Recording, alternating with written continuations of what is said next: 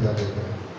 तो ऊंचे पे चढ़ाया गया था ना, ये देखिए एक गाठ पे, हम इसको मूर्ति के रूप में नहीं रख रहे हैं, हम हमारा सिंबल है ये, हम इस रूप में रखते हैं कि ये यहाँ पर क्रूस है जहाँ हम पश्चाताप करते हैं। जो क्रूस की ओर देखता है और क्रूस दिखाता है कि कोई इसके लिए ऊपर चढ़ा, कोई इसके लिए ऊपर चढ़ा, ऊंचे पर चढ़ाया गया।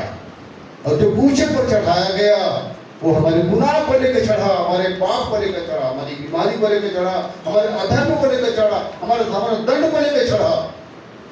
और पिता से कहा इन्हें माफ कर दे, मैं ले रहा हूं। एक कदम ये नहीं जानते हैं, ये आपको कहा जानते हैं, जानते हैं?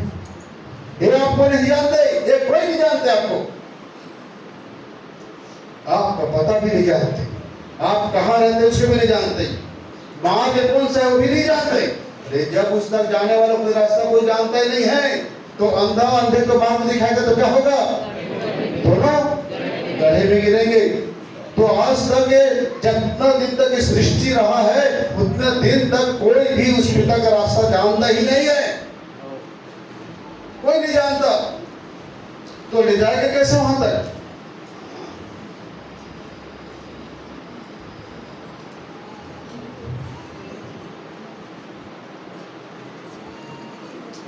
मैं यहाँ पर आसन लगा कैसे बैठ जाऊं, यहाँ पर ध्यान लगाकर देखो मैं परमात्मा का ध्यान लगा रहा हूँ, तो फिर उसको प्रकाश दिखने लग जाएगा, जोरदार एकदम उजाला, रोशनी रोशनी रोशनी।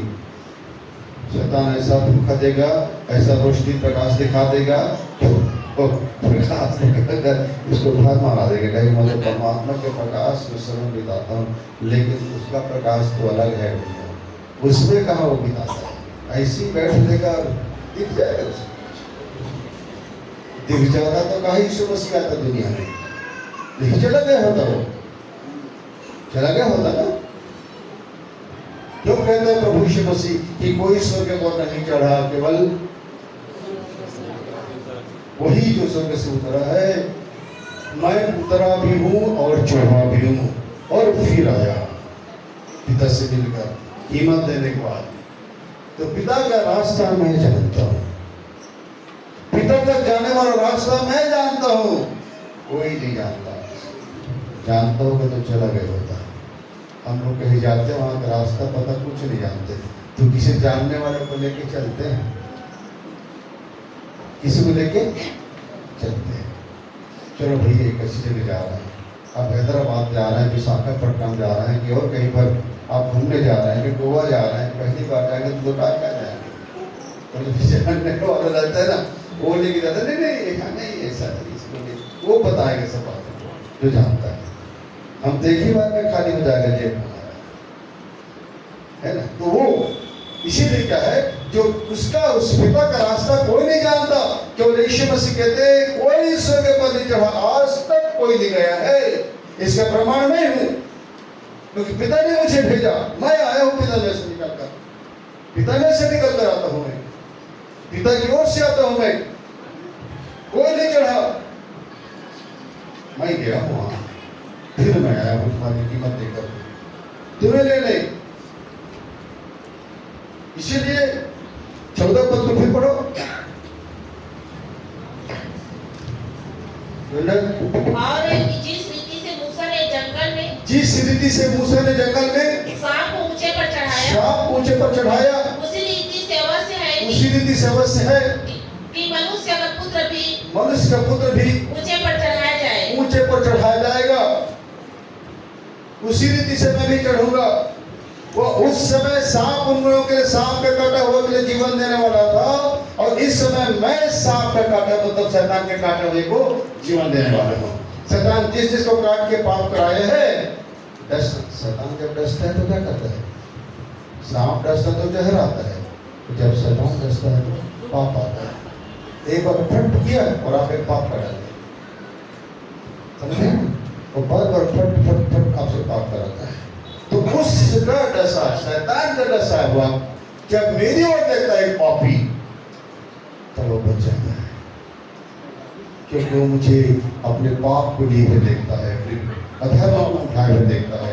अपनी बीमारी को उठा देखता है और तब वो होता है कि पिता ने मेरे जगह ले लिया।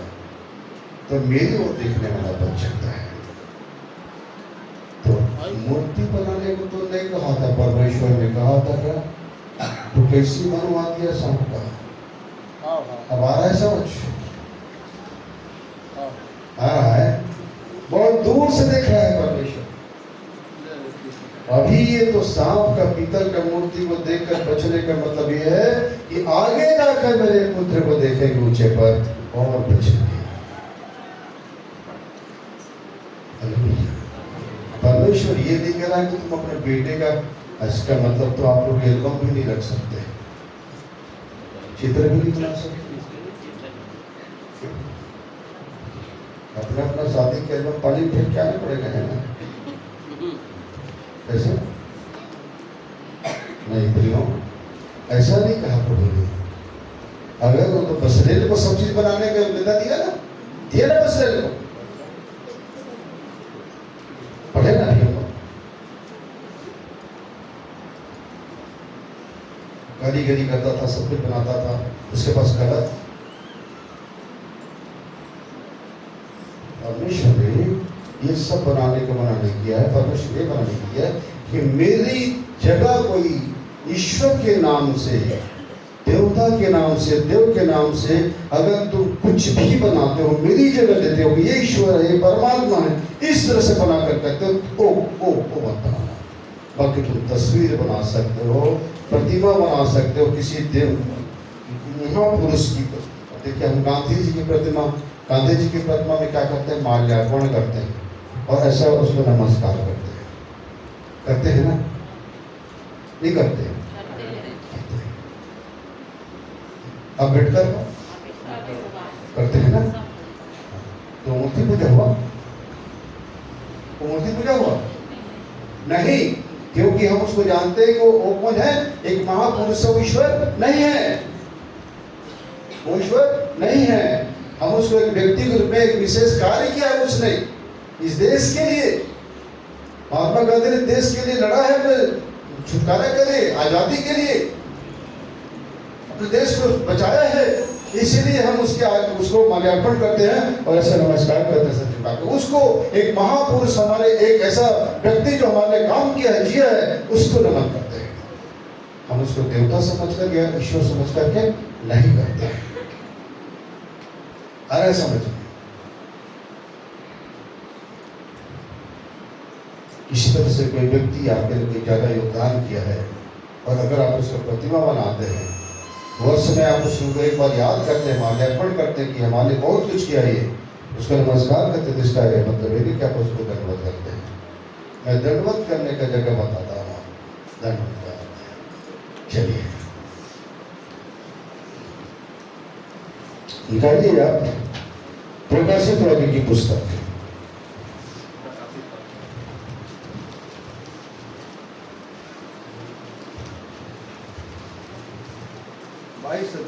बाईस अध्याय,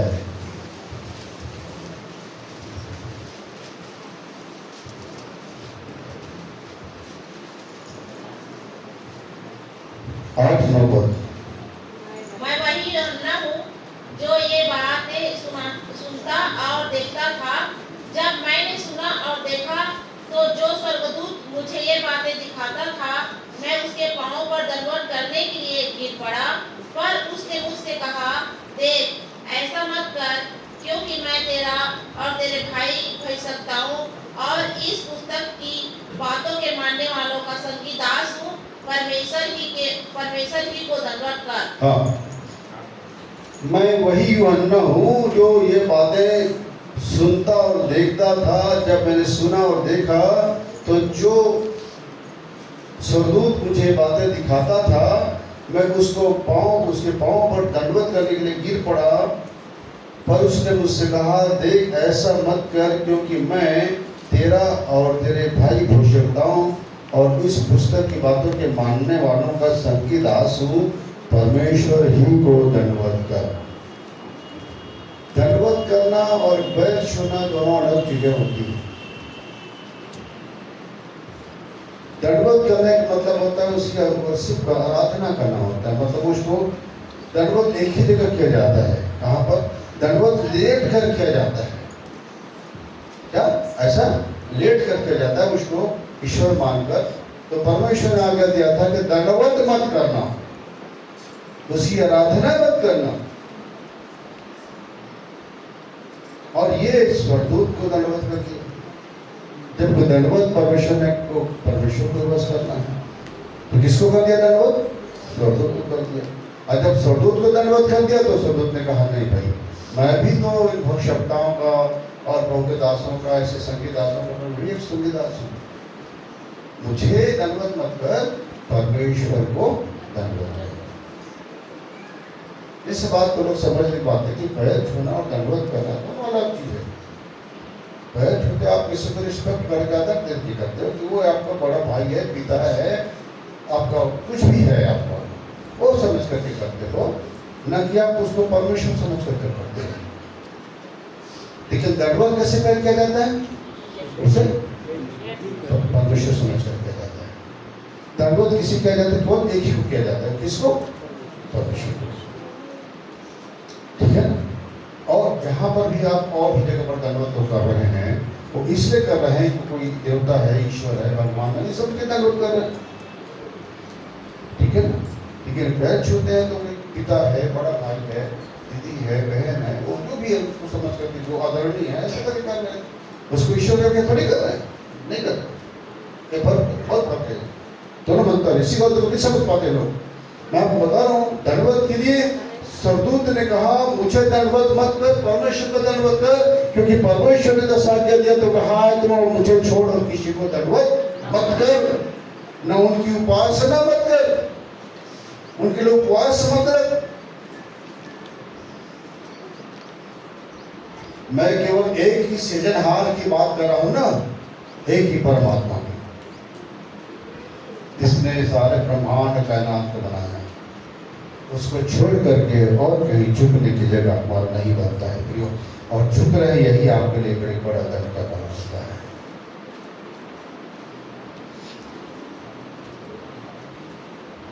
ठीक है। अब चलिए यहाँ पर वो देख लेंगे आप, प्रेतों के काम 10 अध्याय।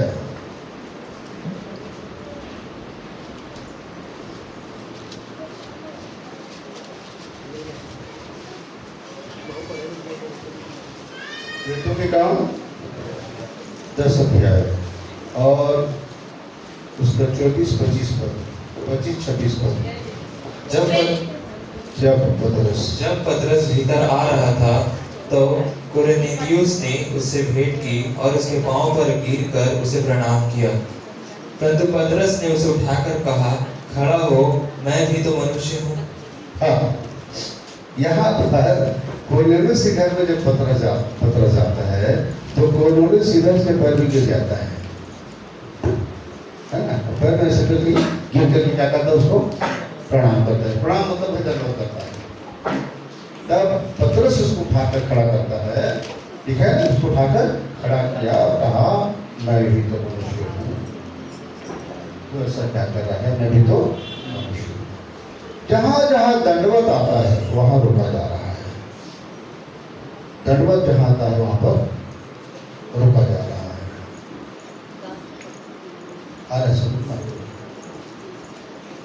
कुरनेलियुस भी तो पतरस के पैर पर उसी गिर गया, जैसे ऐसे गिर के दंडवत करते हैं वैसे गिर गए प्रणाम मुद्रा में।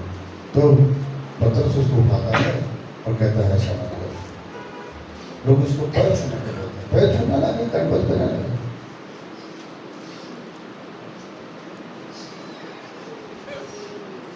अलग अलग देशों की अलग अलग लोगों से मिलने का, यूनान के लोग क्या करते हैं? यूनान के लोग क्या करते हैं? देखिए, यूनान लोग जैसे किसी से मुलाकात होगी ना तो वो लोग क्या करेंगे? ऐसा ऐसा करेंगे, ऐसा घुटना टेकेंगे, ऐसा कहते ऐसा करेंगे और उसके हाथ को अपने हाथ में लेंगे,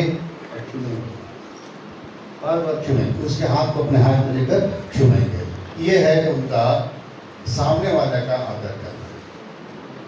यूनान के अलग अलग देशों में, और फॉरेन कंट्री में जाओगे तो हाथ मिलाते हैं। क्या करते हैं? देखो कि नेता लोग हाथ ऐसे मिलाते हैं, ऐसे करते हैं, फिर थोड़ी देर रुकेंगे, फिर थोड़ी देर रुकेंगे, ठीक करेंगे, फिर ऐसा लगता है जैसे हम छोड़ेंगे नहीं, है ना? बहुत टाइम तक नहीं छोड़ेंगे। ये हम भारत से हाथ मिलाने वाले विधि है। और भारत में क्या है? पैर छूते हैं, जो बड़ों से अपने मिलते हैं, सामने वाले को नमस्कार कर लेंगे, जो अपने बराबर है, और जो बड़े होते हैं उनको क्या करते हैं? पैर छूने क्या करते हैं? ये यहाँ की संस्कृति है। क्या यहाँ की संस्कृति को नहीं कह रहा हूँ कि आप पता नहीं,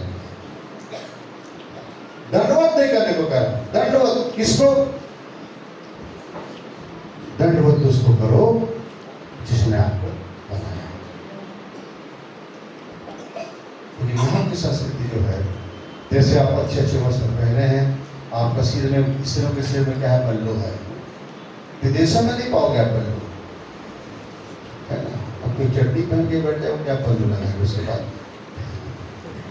जो कहते हैं ना, क्या कहना है, क्या निचोड़े, वैसे तो है वो। अब उनके पास है ही नहीं कुछ पहनने के लिए, है ना? छोटा सा पैंट पहन के बैठे हैं लोग, क्या सिर पर उसको पता है ही नहीं कुछ चीज। अब आपके पास सब है तो आप साड़ी पहने, पल्लू डांगे, चुन्नी, सलवार वाले चुन्नी रखें, सब चुन्नी रखें, उसके पास होता ही नहीं तो क्या है? तो बेसब्री का पार करते इसी का नगद हमारे देश में हो रहा है। अब वो बम्बई में उतरता है हीरोइन, इतनी पहन के मटक मटक के चलती है, उनको पीछे से चल रहा है उनका वीडियो लेकर, मैडम मैडम चिल्ला रहे हैं। वो कहा मैडम लोग की मटक मटक इतनी पहन के चले, खराब होता है। ऐसा पीछे से इसके रात मारे से लगता है। हाँ, अरे बहुत दिमाग खराब होता है मेरा। स्त्रियों का गहना क्या है? स्त्रियों का गहना क्या है? लाज। क्या? लाज, लज्जा। स्त्रियों का गहना क्या है? लज्जा, शर्म, यही उनका गहना है। और जिनको शर्म ही नहीं है, उनके पास क्या गहना?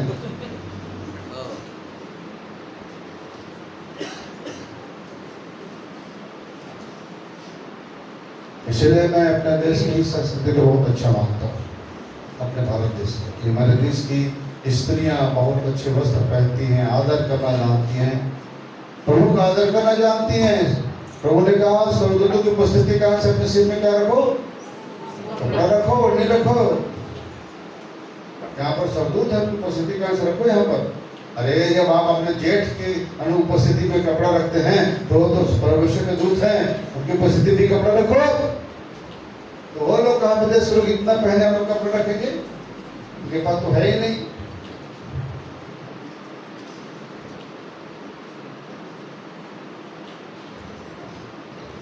बाइबल की संस्कृति को मानो, किसी देश की संस्कृति को नहीं। हमारे देश की संस्कृति, अब हमारी बाइबल को संस्कृति बढ़ मिल रही है हमारे देश को।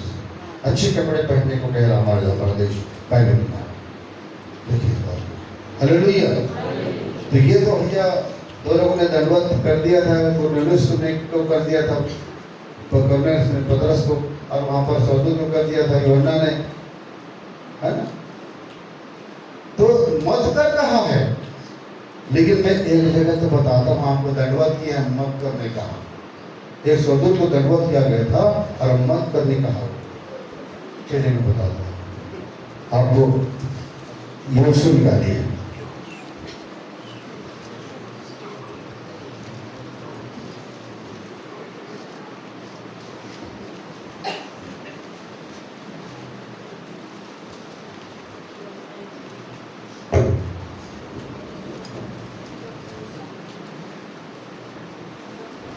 निकल गया। हाँ, 5 अध्याय के 14-15 पद। तब उसने उत्तर दिया, नहीं, वरन मैं यहोवा की सेना का प्रधान होकर। ऊपर से पढ़ दो, ऊपर से पढ़ दो।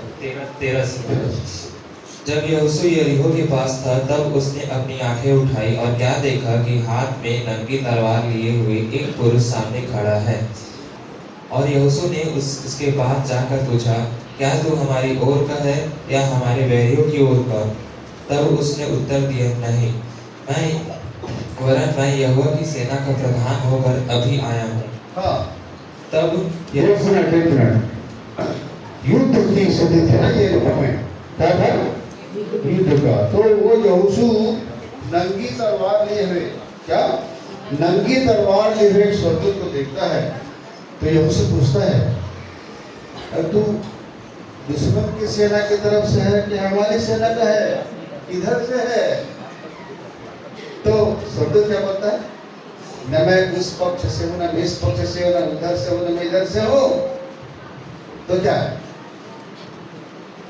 मैं सेनाओं की यहोवा की सेना का प्रधान होकर आया हूँ। यहोवा की सेना का प्रधान होकर आया हूँ। यहोवा का सेना का प्रधान होकर आया हूँ। अभी आया हूँ। तो क्या करते हैं? यहोशू क्या करते हैं? तब यहोशू ने पृथ्वी पर मुंह के बल गिर कर दंडवत किया। मुंह के बल गिर के तो दंडवत किया जाता है, मुंह के बल गिर कर दंडवत किया। तो स्वर्गदूत ने रोक दिया है ना, रोक दिया।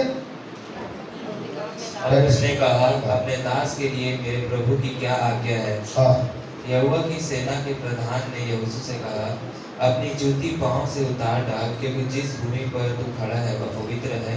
तब यहोशू ने वैसा ही किया। हाँ, नहीं रोका। दंडवत मत कर, मुझे तो क्यों करता है? परमेश्वर को दंडवत कर मत नहीं कहा। उसने कहा, जिस स्थान पर तू खड़ा है वो पवित्र भूमि है, जूते उतार दे। ये कौन कहता है? कहता है ना। हाँ, ये केवल परमेश्वर कहता है। और हम इसको देखते हैं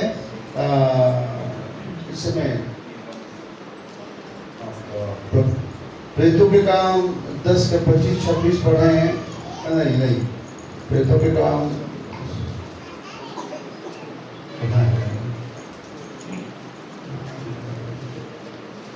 निर्गमन में है ना, निर्गमन 3 अध्याय है ना, निर्गमन 3 अध्याय के काम में भी है। निर्गमन 3 अध्याय पढ़िए।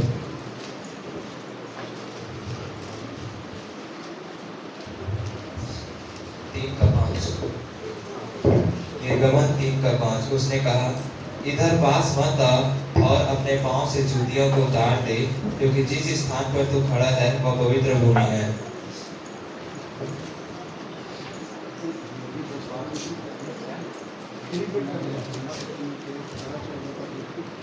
4 से जब यहोवा ने देखा कि मूसा देखने को मुड़ा चला आता है, तब यहोवा ने झाड़ी के बीच से उसको पुकारा, हे मूसा, हे मूसा। मूसा ने कहा, क्या आज्ञा? उसने कहा, इधर मत आ और अपने पांव से जूतियों को उतार दे। अपने पांव से जूतियों को उतार दे, क्योंकि जिस स्थान पर तू खड़ा है, जिस स्थान पर तू खड़ा है वह पवित्र भूमि है। वो पवित्र भूमि है। वो आग झाड़ी जल रही थी, लेकिन आग झाड़ी कुछ नहीं थी, आग कुछ नहीं थी, झाड़ी जल नहीं रही थी, केवल आग लगा हुआ था। बहुत समय देखा मूसा, इतना देर हो गया आग जल, फिर जाता है, तब आवाज आता है, मूसा मैं तेरा पिता अब्राहम का परमेश्वर, इसहाक का परमेश्वर, याकूब का परमेश्वर हूँ। जिस स्थान पर तू खड़ा है वो स्थान पवित्र भूमि है, तू अपनी जूती उतार। कहते हैं कि प्रभु यीशु मसीह ने कहा कि जहाँ 2 या 3 मेरे नाम से इकट्ठे होते हैं, उनके बीच में होता हूँ। जब परमेश्वर के पिता, पुत्र, पवित्र आत्मा की उपस्थिति होती है, जहाँ पर कलीसिया में उनकी उपस्थिति होती है, वो स्थान ही पवित्र हो जाता है, वो स्थान ही जगह ही पवित्र रहता है। तो उस जगह पर जूता पहन के बैठना चाहिए, है ना? नहीं, तो बहुत सारे चर्चों में तो जाके कुर्सियां लगी हैं, जूता से मसूद बूट में है, पास्टर जूता पहन के प्रचार कर रहा है। तो कहाँ है पवित्र? है ही नहीं। शुरू से तो वही परमेश्वर है, बदला तो नहीं है वो।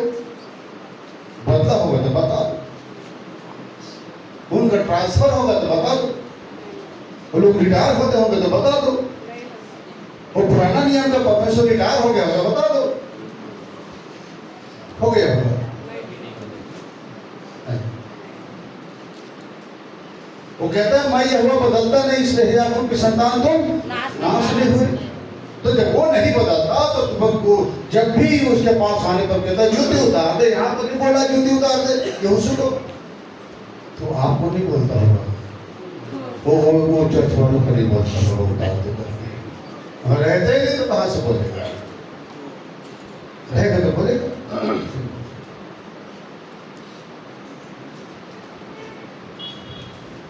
अपने परमेश्वर का ही आदर करना नहीं जानते।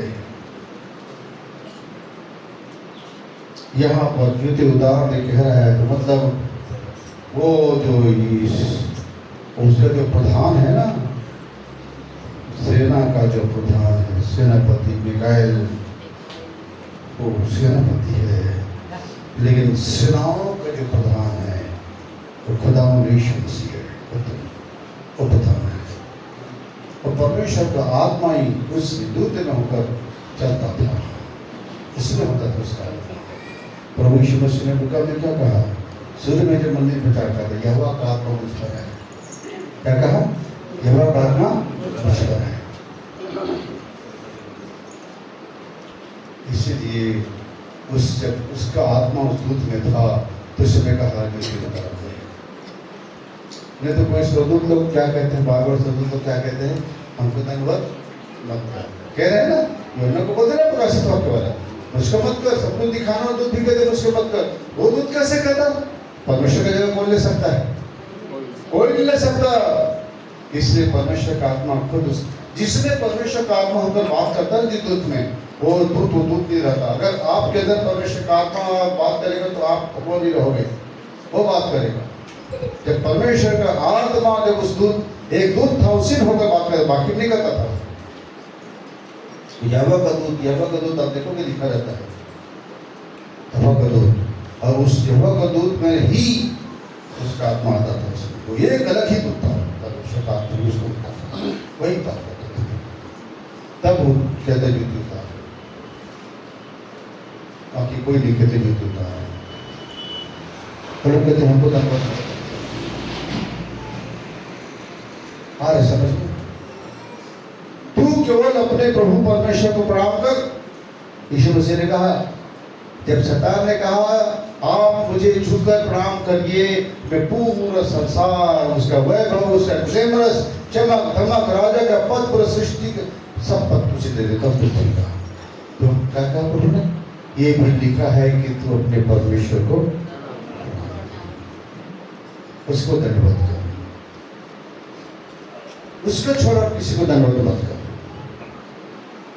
मैं तुझे कैसे धन्यवाद करूंगा?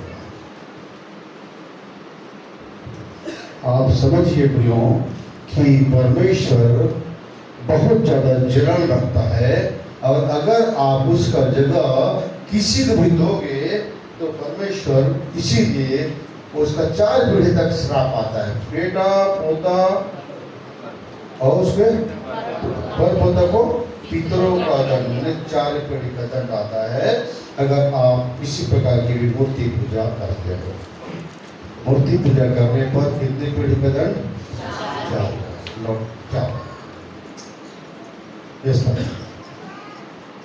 क्रोध, परमेश्वर का जलन,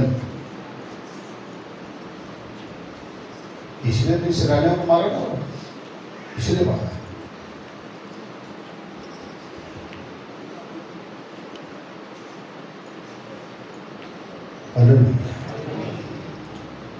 आ रहा है समझ, नींद आ रहा है, अच्छा नींद आ रहा है।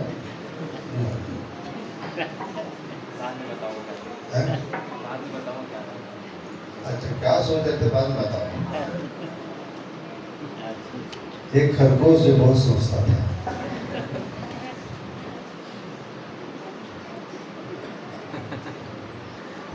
है ना? एक खरगोश जो बहुत सोचता था कि उसका कहानी बताऊंगा, है ना?